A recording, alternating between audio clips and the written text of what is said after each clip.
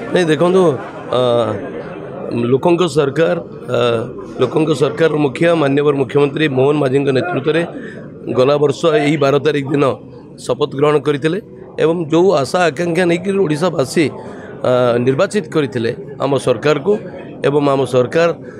से आशा आकांक्षा आपण मैंने देखिथे गला वर्ष धरी निरंतर प्रयास करी आपाततः सफल होइछु एवं आपण देखिथे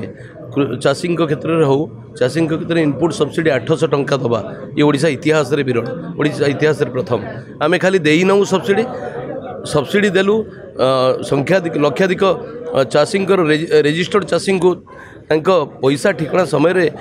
प्राप्य पाई पारले एवं खाली सेतिक नुहे आपण देखिथे तादरे सुभद्रा रे हमर कमिटमेंट थिला आमे सुभद्रा रे कमिटमेंट करिछु एवं कोटिए रु अधिक मां को से सुविधा दे पारछु ये होचे राज्यर सबुठारु बड़ बेनिफिशियरी संपृक्त थिबा योजना खाली सेतिक नुहे आपण माने सबु योजना देखिथे विकसित गाँ विकसित ओडिशा एक फ्लैगशिप प्रोग्राम जो प्रोग्राम रे सारा राज्यर पंचायत गुड़िकर कायाकल्प बदलवाक जाऊँ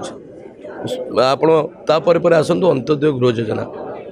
ये सरकार गोटे निजस्व फ्लैगशिप प्रोग्राम ये प्रोग्राम आपण जीवन में केभे कई घर कथा भावी नथिबे जो वर्ग से वर्ग को आम घर दबारे सक्षम होइछु विशेष भाव में जो मानकर घर पोड़ी जाइथिबो बन्या प्रभावित होइथिबे बात्यारे क्षतिग्रस्त होइथिबे एवं जो माने कैंसर किडनी एवं अन्य दुरारोग्य जो माने पीड़ित थिबे एवं दिव्यांग जो माने गृहकर्ता होइथिबे यथाकथा परिवार चलाउथिबे घर करिबारे सक्षम ही नथिबे सरकार सहायतार हाथ बढ़ाई एवं ये वर्ग को आम ये आम निर्वाचन बेले 967 जन को गला वर्ष ए वर्ष मिसेक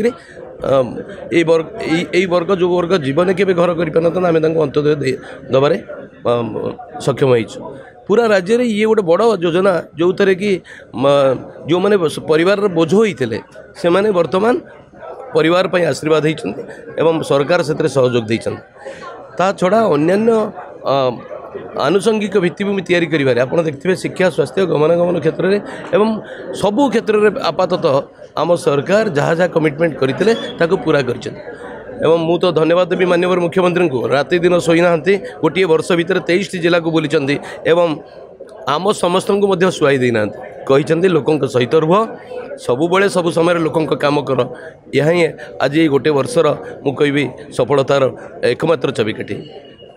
आउ मोर पूरा विश्वास अच्छे आसंता दिन में आम सरकार साधारण मनीष को आमर जो विचारधारा आम विचारधारा हूँ समाजर शेष गरीब लोक को